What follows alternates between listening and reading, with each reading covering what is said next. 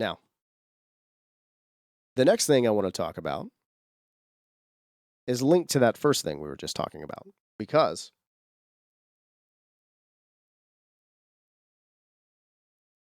Tony Khan made a very big announcement last week, didn't he? Tony Khan announced on Dynamite on TBS last week that he had acquired Ring of Honor. Now, these two things are linked together, I promise. Let's go ahead and take a look at the press release first, the announcement that was put on Twitter right after, before we move on, because I want to look at what's said here, and I want to analyze that before I kind of give you what I'm thinking. Let's see. So, March 2nd, 2022. Moments ago on AEW Dynamite Live on TBS, it was announced that Tony Khan has agreed to acquire the assets of Ring of Honor Wrestling Entertainment from Sinclair Broadcast Group, including the promotion's extensive video library dating back to 2002, brand assets, intellectual property, production equipment, and more. Known widely as the independent promotion that birthed some of wrestling's biggest stars of today, including AEW's CM Punk and Bryan Danielson, and highlighted dozens of members of the AEW roster, Ring of Honor's purchase signifies a new chapter in the future of professional wrestling as AEW's meteoric rise continues to draw the youngest skewing wrestling audience on television.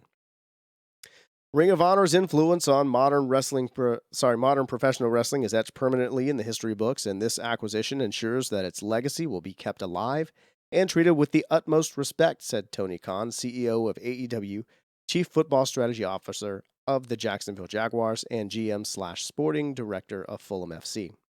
This deal adds thousands of hours of content to our rapidly growing library and creates new opportunities to expand our footprint on a national and global scale, while having the potential to produce new content under the ROH banner. That's the part right there that intrigues me the most. So, what does this mean, right? So it looks like we're going to be getting more Ring of Honor, which is great. So let's back up a little bit, I guess. Let's go ahead and talk about Ring of Honor. Like it says here, Ring of Honor started in 2002 as an independent promotion, eventually was sold to Sinclair Broadcasting. There was some controversy there. It's been covered all over the place. I encourage you to look it up if you're interested. But we're going to analyze what's really going on here. So Sinclair Broadcasting bought Ring of Honor. Seemed like they were interested, really, but maybe not so much after a while. And then every time it would seem like they were ramping up and putting more behind Ring of Honor, something would happen and they would stop. And then last October, Ring of Honor released all of their signed talent, and they said that their December Final Battle pay-per-view would be their last pay-per-view for a while. They were going to go on hiatus.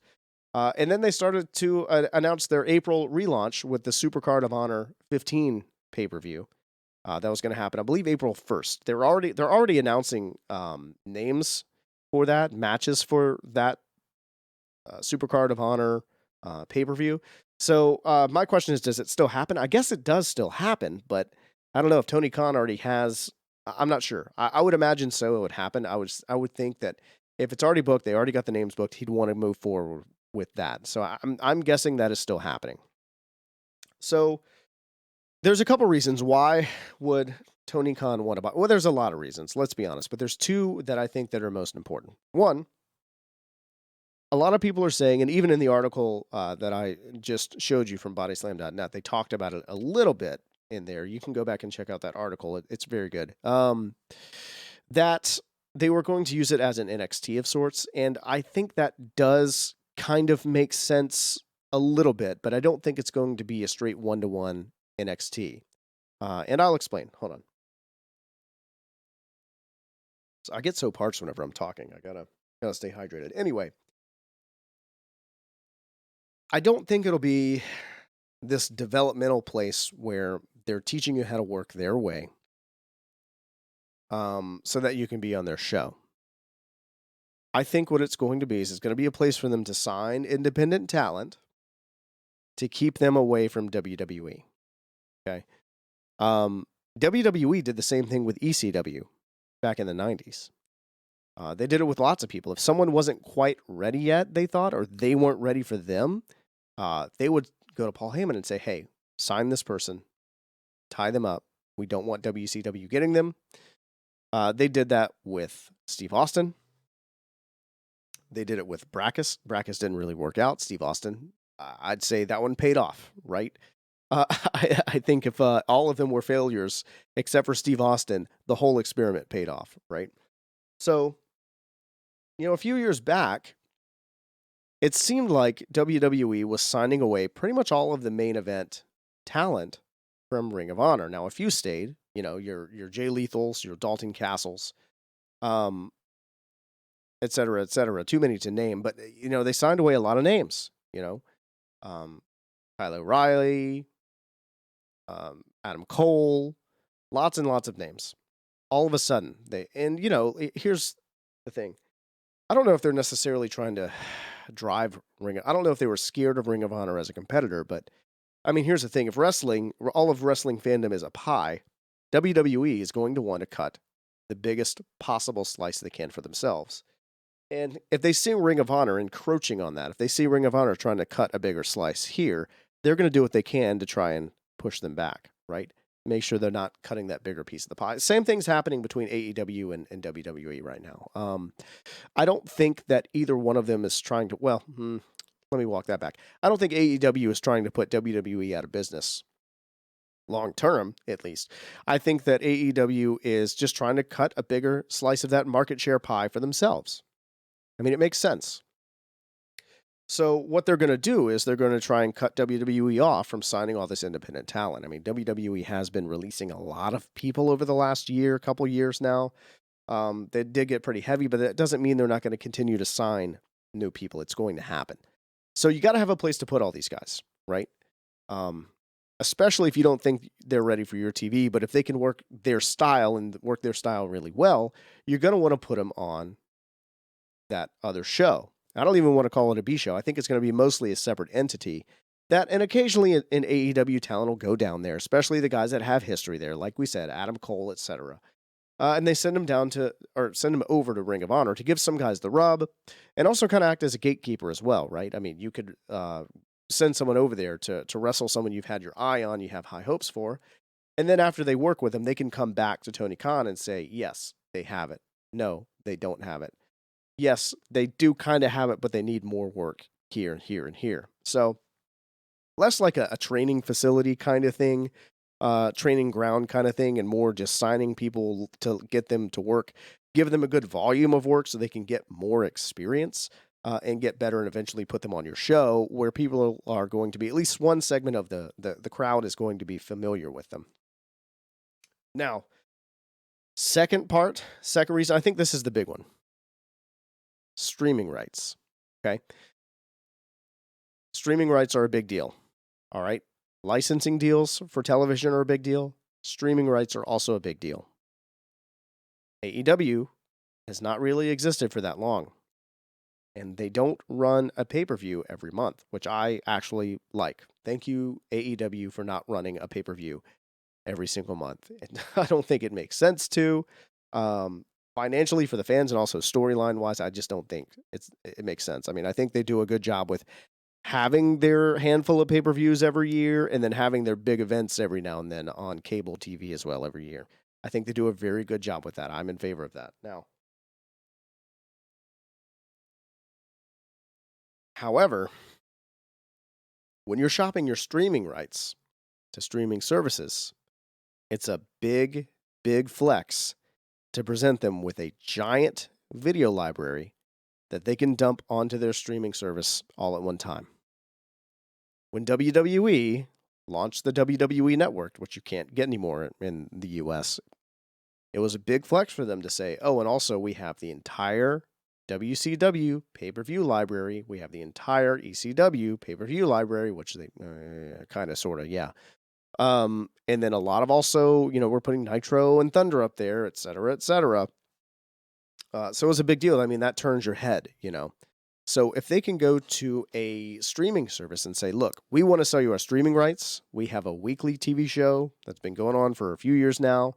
We've got a second weekly show that recently started last year. We've got these handful of pay-per-views. Oh, yeah, and by the way, we have 20 years worth of footage from Ring of Honor, which is a brand that wrestling fans know.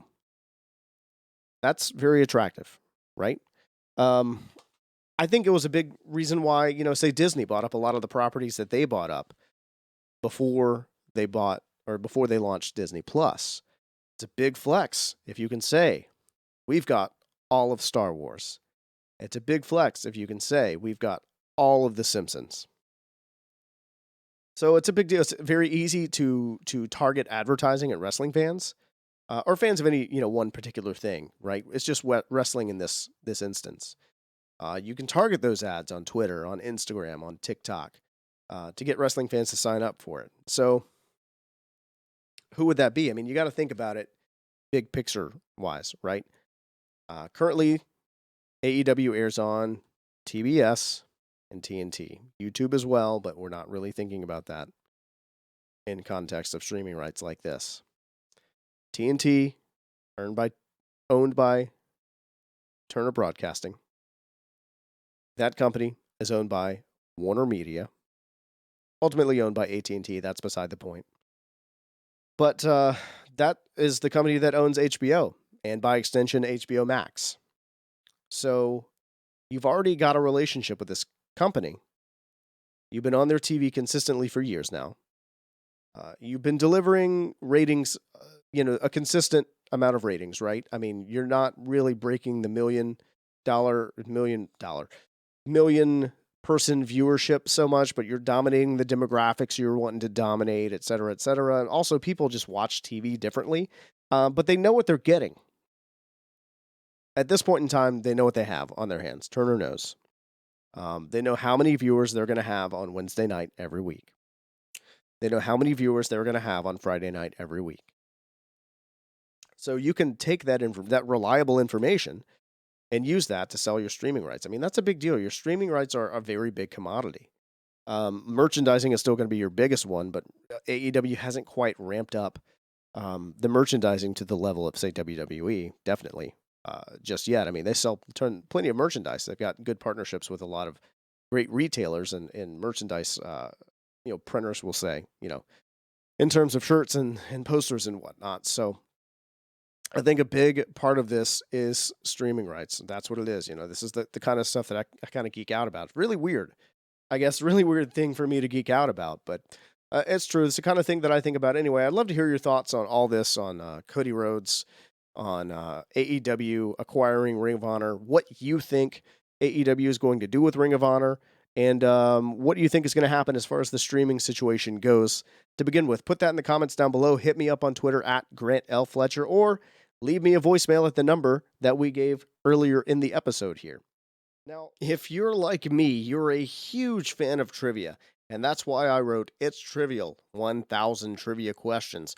Whether you're just a big fan of useless facts or you're starting your own trivia night and you need a resource, It's Trivial, 1,000 Trivia Questions is exactly what you are looking for, with 10 great categories from music, movies, superheroes, video games. It's all in there. There is something for everybody. It comes in paperback and hardcover. You can get it on Amazon.com or order it from your local bookstore. That's It's Trivial, 1,000 Trivia Questions. And if you pick up a copy, be sure to hit me up on Twitter at Grant L. Fletcher.